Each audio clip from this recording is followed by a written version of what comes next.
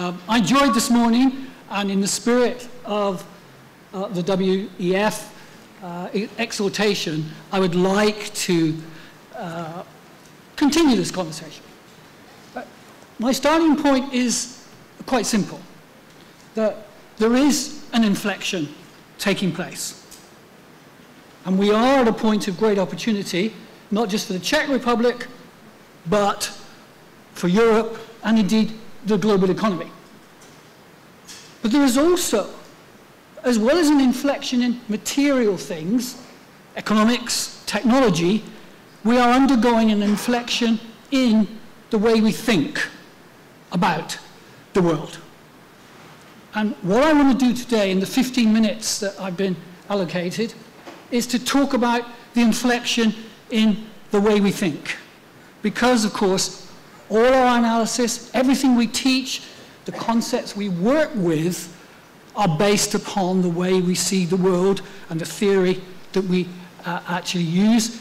The policies are derived from this, the policy levers, etc., etc.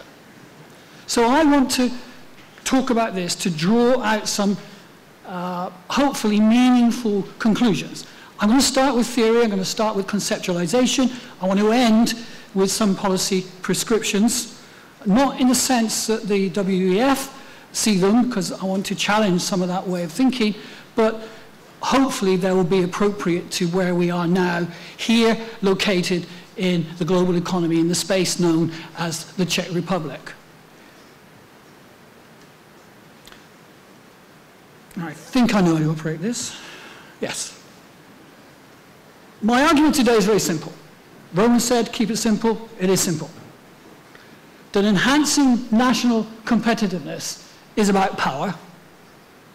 By the way, we will find it is actually not just about national competitiveness either, rather than just economics or national legislative initiatives. And this is because for the past 150 years maybe, even 200, most of the data and most of the models, the conceptions that we actually use are based upon a particular view of the world. And part of this key inflection, I will argue, that we're going through now in the way that we see the world has changing this. There's two key assumptions I want to argue, which leads to my conclusion. One, so far, and this morning it was very clear, there is a distinct separation between economics and politics. I understand that the WEF has to depoliticize a lot of, and to use what I call managerial language, because of the difficulty of the situation of getting people to talk to each other, which is, but nonetheless, that desensitizes us to what I would consider the reality of global politics and economics. That the unity, the entity we should be talking about, whether we're in management, I teach global business in a management school, whether we're teaching international relations, I also taught and do teach at international political economy at the London School of Economics. The entity we should think about is the global political economy. I was reminded of this very forcefully by an article in the Financial Times at the beginning of this week when I arrived in the Czech Republic by Wolfgang Munchu that argued that essentially there was a real problem within Europe because, and I quote from this piece, the separation of politics and economics in Europe is in its DNA. And he argues very forcefully, and it's a good piece to refer to, that this separation is preventing the resolution and the political moves necessary towards a resolution of the problems over the euro at the moment. And I could quote many, many other instances. So not just because in Europe, but because the separation of politics and economics actually doesn't work. The reality of the world we live in is, and in fact, of course, always has been, that politics and economics are inseparable. They become separated through the professionalization of knowledge at the beginning of the 20th century, and that's another talk, another discussion we can have. Nonetheless, I will argue that in order to understand and put into action the recommendations made by the WEF, and I will put those in brackets because maybe we have a chance to talk about those, we need to think about the world as a political economy, number one. Number two, we're very quickly moving towards a situation where the model that we used to use for the world economy, what I've called the international trade model in other contexts, based upon the fact that nation states are containers of activity and that almost all the value-added operations are based within the state. That model itself, which gave rise to international trade, is no longer operative. That does not work in today's global economy. That represents approximately 40%, that model captures the reality of 40, maybe 35% of global trade by value. So what do we have instead of that? The consequence of that, of course, quite simply, is that the figures and data that we deal with, national exports, imports, current account balance, do not measure the reality of what's actually happening in our industries, our activities, whatever we might do. They measure something, and I would not argue that I'm not arguing we throw out, as we say in English, the baby with the bathwater here. What I'm arguing is a case for necessary but not sufficient. It is no longer sufficient to look at and operate in this particular way. So we have a combination of factors we have to take into account. So when we're faced with a set of recommendations like the WEF presented to us this morning, what are the key questions? From my analysis, the key questions are follows. What are the structures of power? What power do we have in these structures? And how can we best use that power? These are different kinds of questions. I've already indicated why I come to this conclusion, but it's important in the time I've got simply to add a little bit of flesh to these bones. The shift to thinking in purely economic, rational, almost technocratic terms to thinking as a political economy.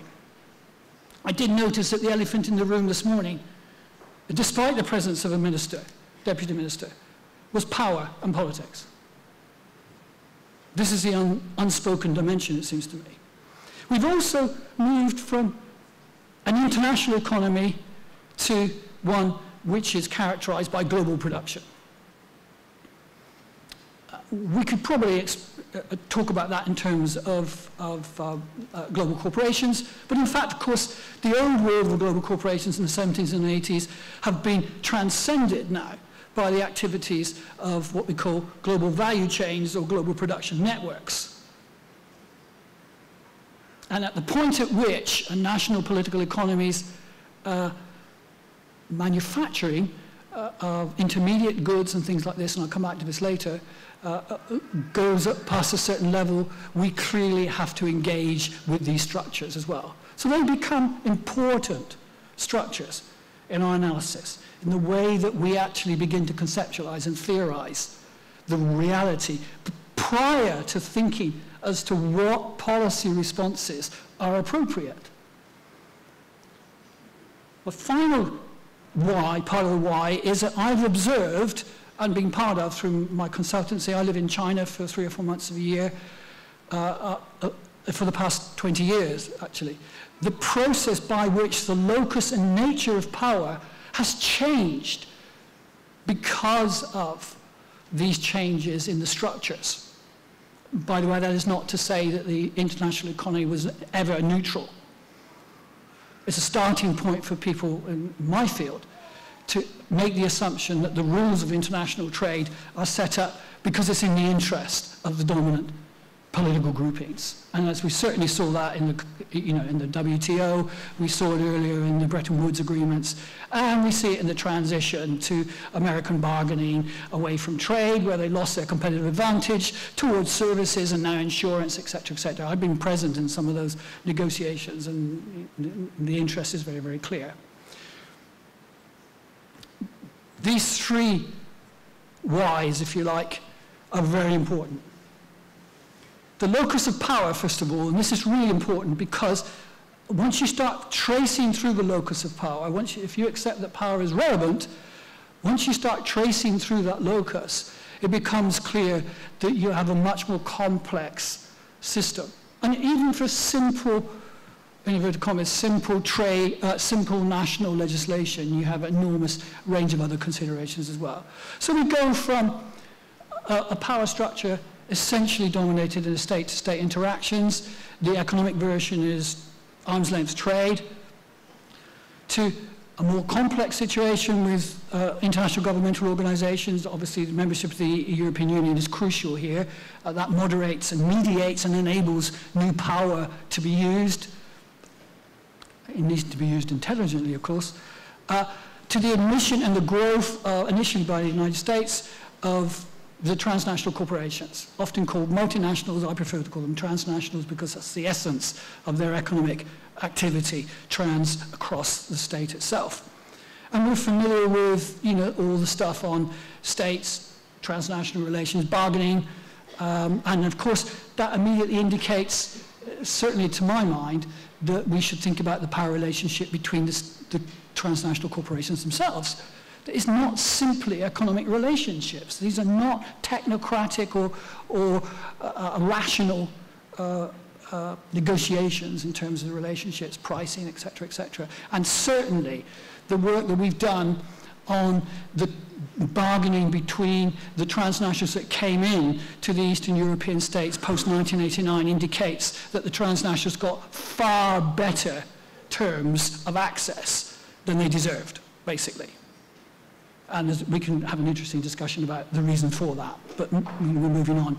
And we finally move on to global production, initially conceptualized within the transnational itself, but from about the 1990s, mid-1990s, as these global supply chains initially, which you'll be familiar with, prefer to call them global production networks or global value chains. Now, all of these, and this doesn't mean that the bottom one has replaced the top.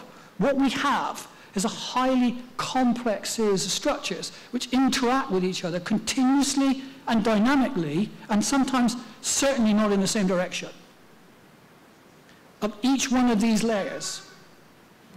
So we... how do we make this? What is that? Is this pointer?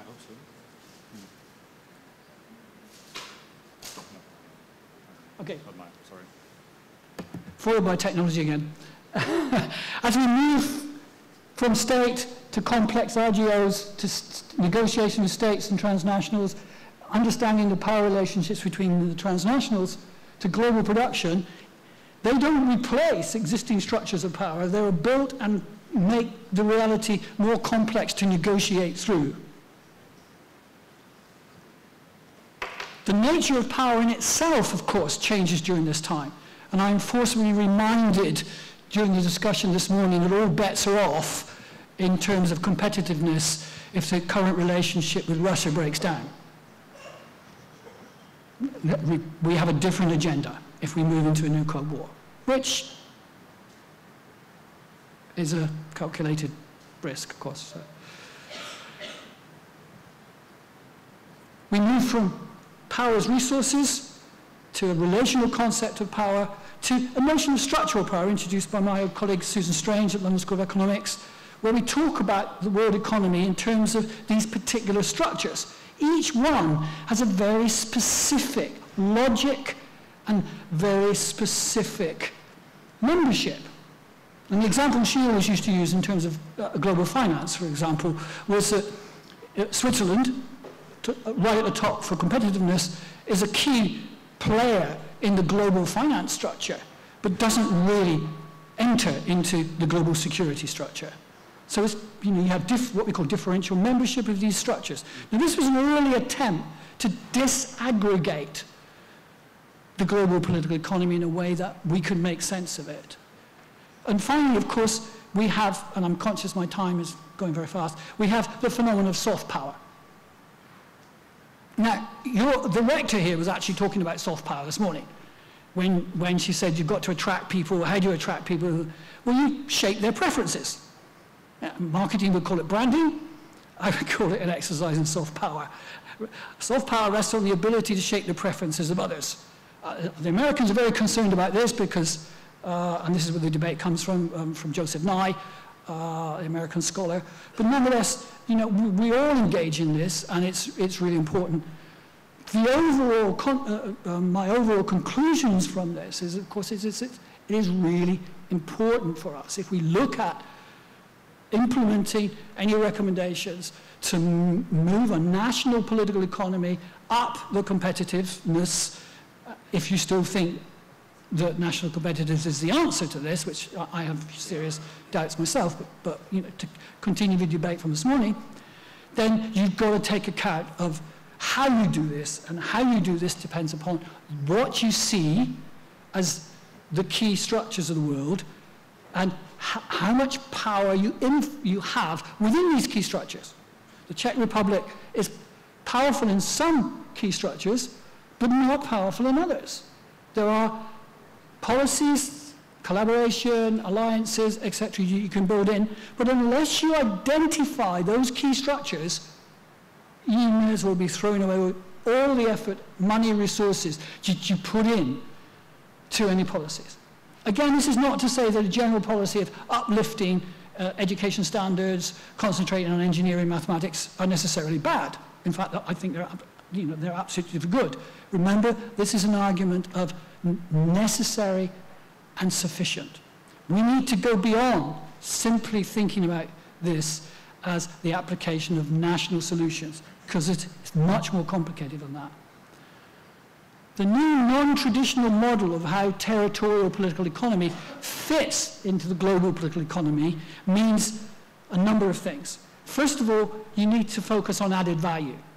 Now, we've heard a lot about added value this morning, but this was added value on a national basis, just on a macro level. I don't think that works. To make it real, we have to focus upon added value within those relevant global value chains, those global production networks that the Czech economy is embedded in, or vice versa, are embedded in the Czech economy. Because unless you do that, you're aiming at the wrong target.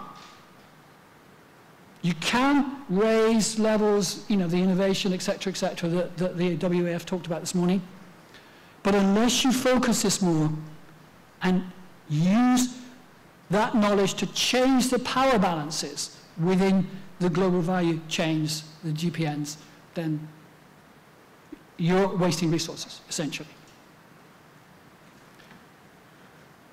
Once the level of manufacturing production in the Czech economy reached a certain level, it became clear in terms of intermediate goods, it becomes clear the extent to which the Czech economy is missing out on added value. If you look at the overall figures, you look at the level of intermediate manufacturing, just the assembly of imported intermediate goods. That immediately tells me a lot about where the Czech economy is and what to suggest about policy. There's certainly, in terms of the how, a possibility of engagement, as the WEF would like us to do, at all levels and structures, but my argument is that this is not enough. The key, in my view, is to modify the power balance, and it is a power balance. All the work that I've done on global value chains and being with various leading global automobile companies in doing this, particularly in China, indicates these are not just chains of production. There are key, obviously, material elements you have to have, but the outcome of profit, risk, loss, and particularly risk in any one global value chain is about power. Absolutely no doubt. And about who can lead and direct. The governance structures and existing global value chains, GPNs, need to be looked at. Are we, as Czech business, as a Czech economy, are we getting the value that we need within these? This is about renegotiation of any agreement. Involves power. And you also need to, with this knowledge, bargain differently in the new. Identify the power structures, and with that knowledge, work within them.